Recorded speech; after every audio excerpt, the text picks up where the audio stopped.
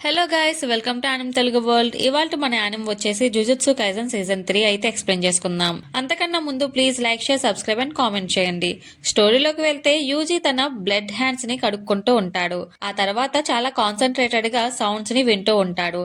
అప్పుడే అక్కడికి ఒక కర్స్డ్ ఎనర్జీ యూజీని పట్టుకోవడానికి వస్తుంది. ఇంతలో యూజీ బిల్డింగ్ నుంచి దూకేస్తాడు. దూకుతున్నప్పుడు గమనిస్తే అక్కడ ఇంకా చాలా కర్స్డ్ స్పిరిట్స్ ఉంటాయి. అండ్ ఆ కర్సర్ స్పిరిట్స్ ఆ బిల్డింగ్ ని పగలగొట్టేస్తాయి. మన యూజీ ఏమో మళ్ళీ వేరే బిల్డింగ్స్ నుంచి పరిగెడుతూ ఉంటాడు. అండ్ ఆ దారిలో తనకి అడ్డు వచ్చిన చిన్న చిన్న కర్సర్ స్పిరిట్స్ అన్నిటినీ చంపేస్తాడు. ఇంతలో ఒక పెద్ద కర్సర్ స్పిరిట్ వచ్చి యూజీని పట్టుకుంటుంది. గాల్లోకి స్పీడ్ గా వెళ్లి యూజీని గాల్లో విసరగొడుతుంది. ఇంకోసారి ఆ స్పిరిట్ వచ్చి మళ్ళీ యూజీని పట్టుకోవాలి అనుకుంటుంది. రెండో ఛాన్స్ ఇవ్వని మన యూజీ ఒక్క పంచ్ ఇస్తాడు. అక్కడికక్కడే అది పడిపోతుంది. అండ్ వెంటనే యూత ప్రత్యక్షమయ్యి యూజీ పైన అటాక్ చేస్తాడు. దాన్ని బ్లాక్ చేస్తాడు మన యూజీ. కట్ చేస్తే ఫ్లాష్ బ్యాక్ లోకి వెళ్తాం. ఆ మాకి ఇంతకీ చచ్చిందా లేదా? అది చస్తే బాగుంటుంది. ఒక ఆడది ఎలా ఉండాలో దానికి అస్సలు తెలియదు. కానీ మాయిచాన్ని చూడు, ఎంత అద్భుతంగా ఉంటుందో, చాలా బ్రేవ్ గా కూడా ఉంటుంది అని రూమ్ లోపలికి వెళ్తాడు నావోయా. వీడు లోపలికి వెళ్లేటప్పటికే అక్కడ ఇద్దరు ఉంటారు.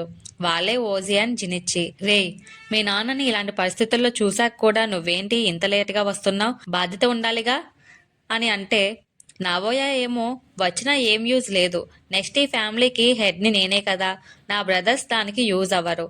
అండ్ అంకుల్ ఓజీ జినిచ్చి, మీకు అమ్మాయిలు ఉన్నారు కదా. జినిచ్చి, మీతో ఎంత తక్కువ మాట్లాడితే అంత మంచిది. ఓజీతో కంపేర్ చేస్తే మీ లుక్స్ వరస్ట్ అని అంటాడు. ఇంతలో వాళ్ళు ఇద్దరు ఓజీ స్వాడ్ తో, జినిచ్చి పంచ్ తో అటాక్ చేస్తారు. కొంచెంలో బ్రతికిపోతాడు నావోయా. వీళ్ళు ముగ్గురు స్పెషల్ గ్రేడ్ కి చెందిన వాళ్ళు.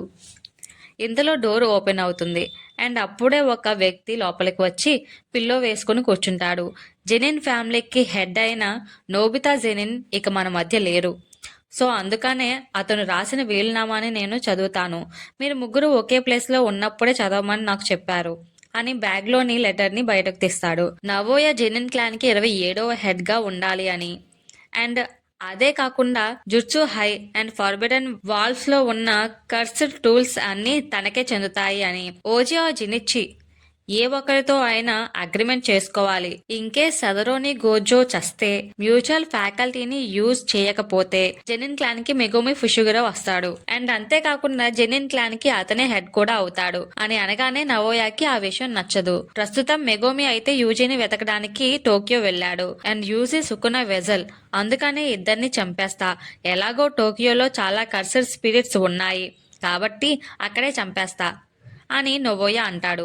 జెనిన్ క్లాన్ కి హెడ్ నేనే అయి ఉండాలి అని అంటాడు నవోయా. కట్ చేస్తే యూజీ ఒక చోట ఒంటరిగా కూర్చుని జరిగిందంతా ఆలోచిస్తూ బాధపడుతూ ఉంటాడు. అప్పుడే చోజో వచ్చి నీకు అయిన గాయాలు హీల్ అయ్యాయా అని అంటే, హా అవును, సుకునా వల్లే ఈ దెబ్బలు తగ్గాయి అనుకుంటా. తన పవర్ నాలో రోజు రోజుకి గ్రో అవుతున్న విషయం నాకు తెలుస్తుంది అని యూజీ అంటాడు. అయితే నువ్వు తిరిగి జుజుత్సుకి తిరిగి వెళ్ళిపో అని అంటాడు. లేదు, అప్పుడే కాదు. సుకునా మెగోమోని యూజ్ చేసుకుని ఏదో చేద్దాం అనుకుంటున్నాడు. అండ్ అదే కాకుండా నాకు క్లోజ్ గా ఉండే వాళ్ళని చాలా మందిని కోల్పోయా. మీ బ్రదర్స్ ని కూడా చంపేశా అని యూజీ అంటే, ఏం పర్వాలేదు, నా బ్రదర్స్ నీ పొజిషన్ లో ఉన్న అలాగే చేస్తారు. అండ్ నువ్వు నా బ్రదర్వి అని చోజో అంటే, చాలాసార్లు చెప్పావు సర్లే అని ఇద్దరు కర్సర్ స్పిరిట్ పని చెప్పడానికి వెళ్తారు. యూజీ ఏమో వాటన్నిటిని ఒక ప్లేస్ కి వచ్చేలా చేస్తే చోజో తన బ్లడ్ టెక్నిక్ తో వాటిని చంపేస్తాడు. చోజోని ఒక పెద్ద కర్సర్ స్పిరిట్ చంపాలని చూస్తుంది. ఇంతలో యూజీ ఒక్క పంచ్ తో చంపేస్తాడు. చోజో అయితే ఇలా అనుకుంటాడు, నాతో ఫైట్ చేసినప్పుడు నార్మల్ గానే ఉండేవాడివి, ఇప్పుడు నీ పవర్ ని బాగా కంట్రోల్ చేస్తున్నావు. అండ్ ఫిజికల్ స్ట్రెంగ్త్ కూడా చాలా అద్భుతంగా ఉంది, ఒక గోడలాగా అనిపిస్తున్నావు అని చోజో అనుకుంటాడు. యూజీ చోజోకి ఏదో చెప్పబోతూ ఉంటాడు. ఇంతలో నవోయా వస్తాడు. మెగోమి ఎక్కడ ఉన్నాడు? ఇక్కడికి ఎప్పుడు వస్తాడు? ఇంకా మీరిద్దరూ పారిపోతారేమో అనుకున్నా, ఎందుకంటే నేను మిమ్మల్ని చంపేస్తా కాబట్టి. గోజో ఎలాగో ఇక్కడ లేడు, అది కూడా నాకు అడ్వాంటేజే. కానీ నేను వచ్చిందైతే మెగోమిని ఫినిష్ చేద్దామని. కానీ మీరు అడ్డుపడితే మిమ్మల్ని కూడా చంపేస్తా అని యూజీ దగ్గరికి ఫాస్ట్గా వచ్చి అటాక్ చేస్తాడు. యూజీ దూరంగా వెళ్ళి పడిపోతాడు. చోజో అటాక్ చేద్దాం అని అనుకునేలోపు చోజోని కూడా స్ప్లిట్ సెకండ్స్ లో కొట్టేస్తాడు. సో వాళ్ళిద్దరికంటే నొవోయానే చాలా స్పీడ్ గా ఉంటాడు. గ్యారంటీగా వాడి దగ్గర ఏదో టెక్నిక్ ఉంది అని చోజో అనుకుంటాడు. యూజీ అయితే సుకునాగాడు వెజల్, వీడెవడు అని చోజోని చూస్తూ ఉంటాడు నొవోయా. అప్పుడే వాళ్ళు ఒక పవర్ఫుల్ కర్స్డ్ ఎనర్జీని ఫీల్ అవుతారు. కొంపదీసి ఇది గోజోదా అని ఆలోచిస్తుండగానే సడన్ గా యూత అక్కడికి వచ్చి, ఇంతకీ మీరు ఇద్దరు ఎవరు అని యూత అడుగుతాడు. అండ్ మీరిద్దరూ ఇక్కడ ఏం చేస్తున్నారు అని చోజో ఏమో ఇతను కూడా యూజిన్ చంపడానికి వచ్చాడా అని ఆలోచిస్తాడు. అండ్ యూత అయితే పైనుంచి కిందకి దిగేసరికి అక్కడి నేల ఫుల్ గా డ్యామేజ్ అవుతుంది. నవోయి ఏమో నువ్వు యూతావి కదా, నేను కూడా నీ సైడే అని అంటాడు.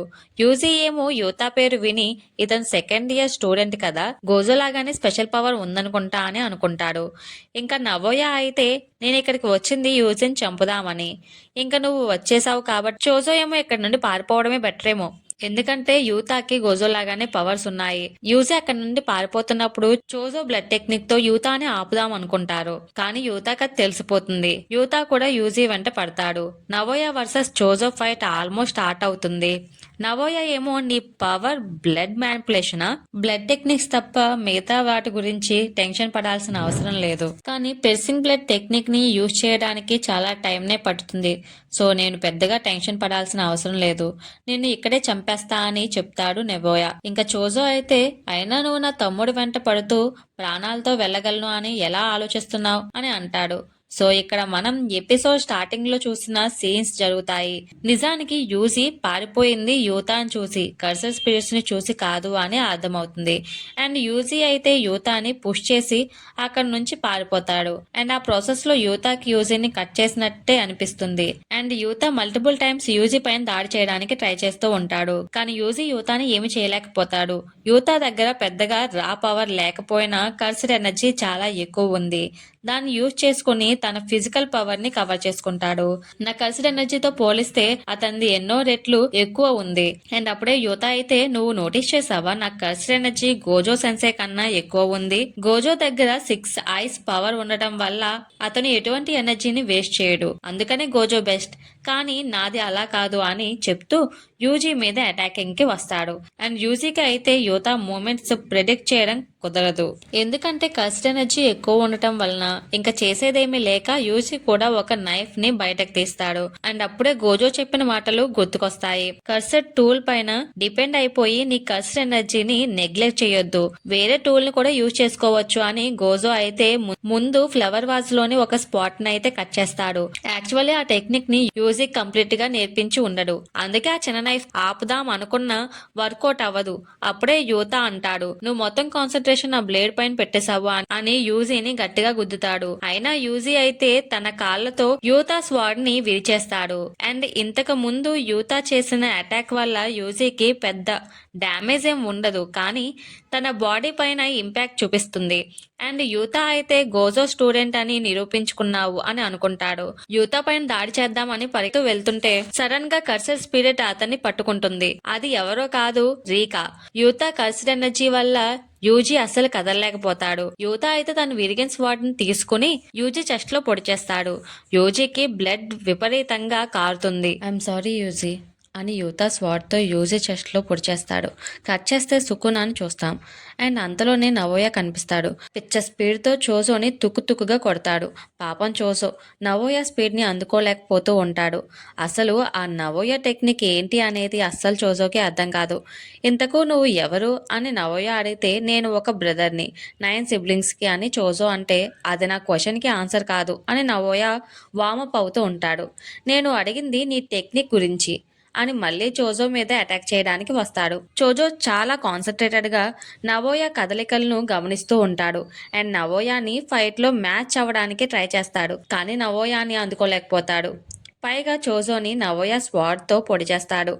ఓ ఫ్లోయింగ్ రెడ్ స్కేలా, నువ్వు నీ పవర్ మీద ఫోకస్ చేస్తున్నావా? అంటే నీ పవర్ నీ ఐస్‌లో ఉందా? అండ్ కైనెటిక్ విజన్‌ని ఇంప్రూవ్ చేసుకుంటున్నావా? టూ బ్యాడ్ అని అతని స్వాడ్‌ని తుడుస్తూ ఉంటాడు. ఎదురుదాడి జరుగుతుందనే అంచనాతోనే నేను నా ఎత్తుగడను సిద్ధం చేసుకున్నాను. అయినా నువ్వు పట్టుదలతో ఉన్నావు. అందుకే నేను ముందుకెళ్లి దాన్ని ఉపయోగించాల్సి వచ్చింది. నాతో తలబడితే నువ్వు ఎంతవరకు తట్టుకోగలవో చూద్దాం అని నవోయ అంటాడు.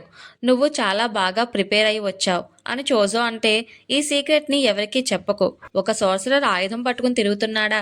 నిజం చెప్పాలంటే ఇది చాలా చండాలంగా ఉంది. చాలా మంది ఇదే ఆలోచనతో ఉన్నారు, సోర్సరర్స్ ఆయుధాలు వాడకూడదు అని.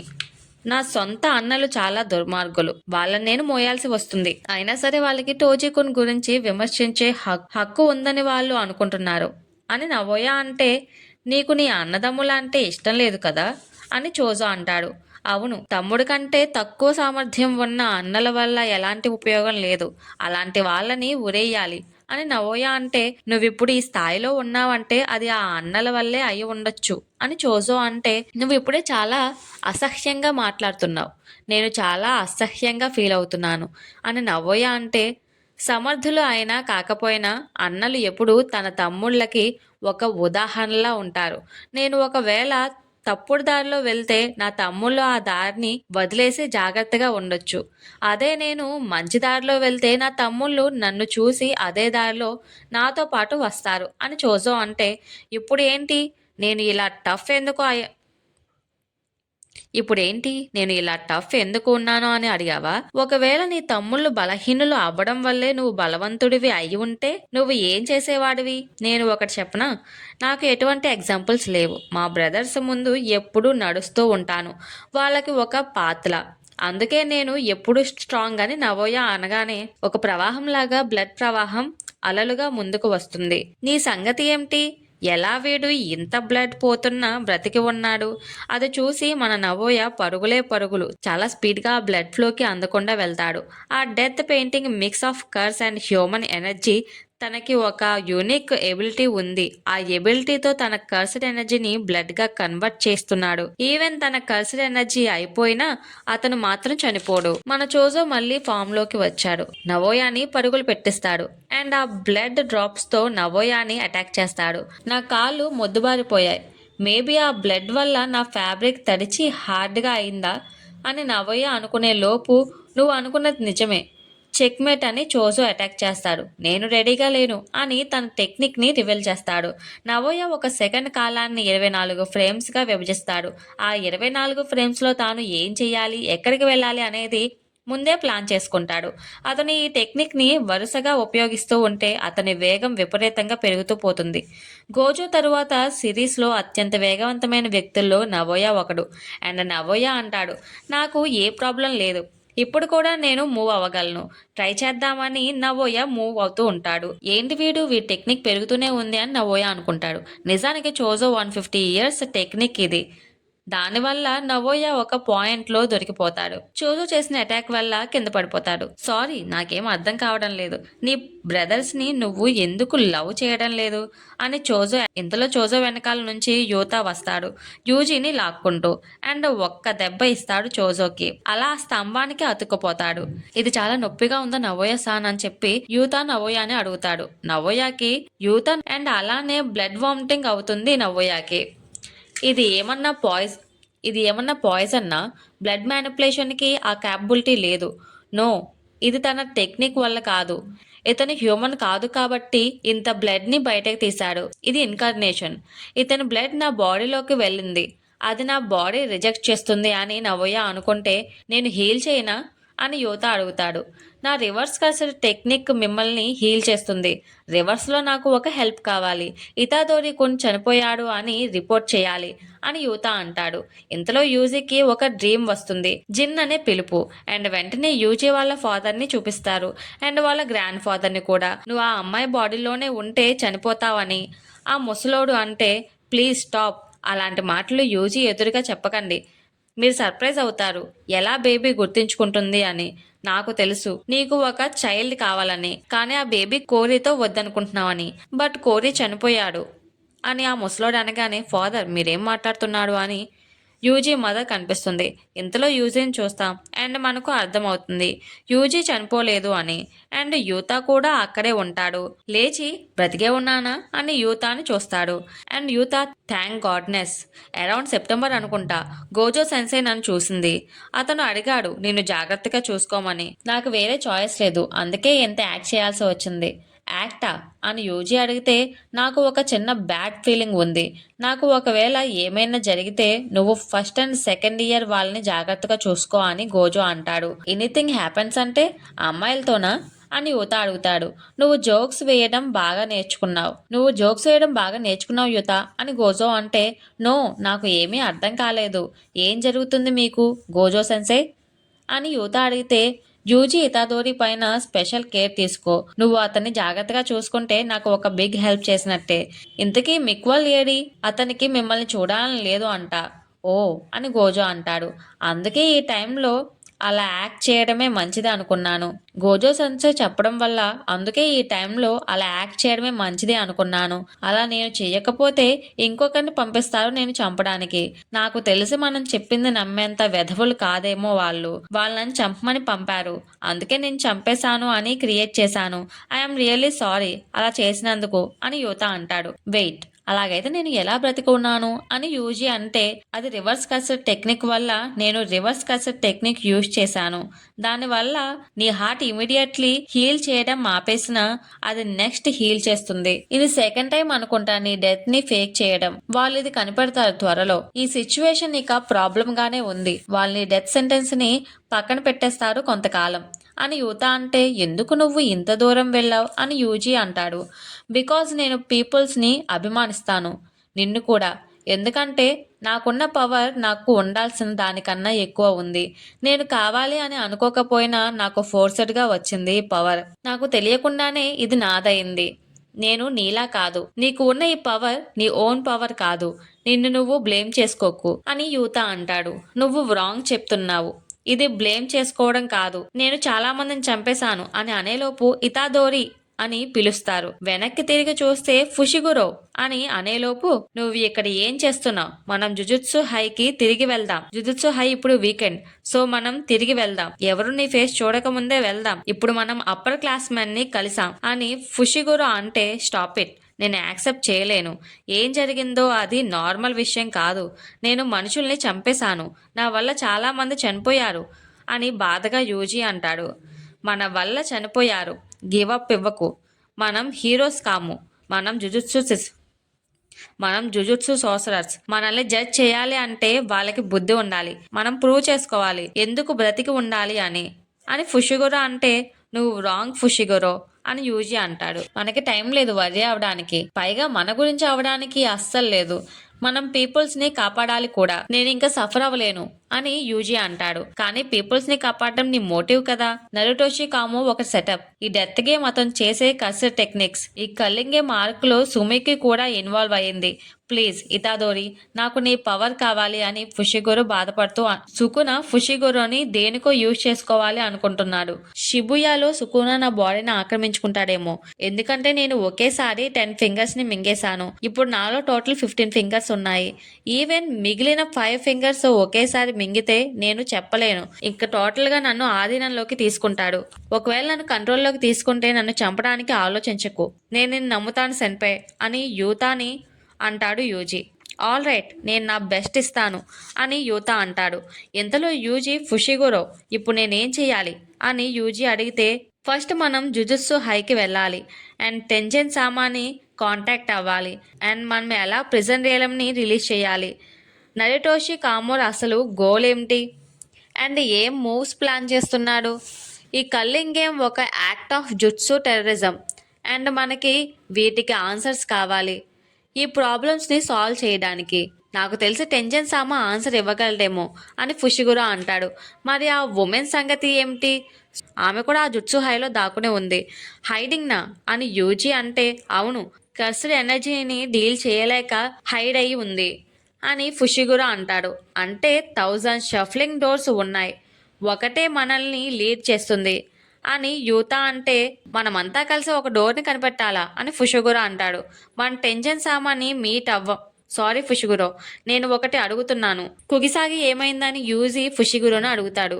ఫుషిగురో ఏదో చెప్తాడు అండ్ ఆ మాటలకి యూజీ తన పిడికిల్ని బిగిస్తాడు. ఆల్ రైట్ అని బాధపడుతూ అంటాడు. మనం ఏమైనా సంథింగ్ చెయ్యాలి అని చోజో అంటాడు. ఇప్పుడు కన్సోల్మెంట్ బ్యారియర్స్ గురించి ఆలోచించాలి. నువ్వు వింటున్నావా అని ఫుషిగురో షాక్ అవుతాడు. నీ ఉద్దేశం ఏమిటి చోజో అని యూజీ అడుగుతాడు చోజోని. నీకు గుర్తుందా మోహితో ఎప్పుడు తప్పిపోయాడో అండ్ సుకునాస్ ఫింగర్స్ అండ్ మన డెత్ పెయింటింగ్ గురించి రైటేనా? మనమంతా ఒకటే చేస్తున్నాం. అందరూ కలిసి జుజుత్సు హైకి చేరుకుంటారు. మీకు ఇంత టైం పట్టిందా అని మాకి అంటే యూజీ వచ్చి మాకి సెన్పాయ్ అని పలకరిస్తాడు. మీరు అంతా సేఫ్గా ఉన్నారా అని యూత అడిగితే అది పెద్ద ఇష్యూ కాదు. రివర్స్ కర్స్డ్ ఎనర్జీ యూజ్ చేసి నేను హీల్ చేయగలిగాను అని అంటారు. మెగోమి టెంజన్ సామాస్ బ్యారియర్స్ గురించి విషయం ఏం తెలిసింది అని మాకి అడుగుతుంది. నేను ఎక్స్ప్లెయిన్ చేస్తాను అని చోజో ముందుకు వచ్చి చెప్తాడు. వచ్చేదారిలో టామ్స్ ఆఫ్ ది స్టార్ ఉంది. అది ఫర్బిడెన్ వాల్ట్. అది jujutsu high's cursed tools and cursed objects ని హోల్డ్ చేస్తుంది. అండ్ నా మిగతా బ్రదర్స్ నొరాన్సో, షోఅసో, టాన్సో, శాన్సో, కాట్సో అండ్ షోసో వాళ్ళు కూడా ఫర్బిడెన్ వాల్ట్లో ఉన్నారు. వాళ్ళు 6 కలిసి ఉన్నారు. నేను వాళ్ళ ప్రెజెన్స్ని సెన్స్ చేయగలను. గుడ్, అది వినడానికి చాలా బాగుంది.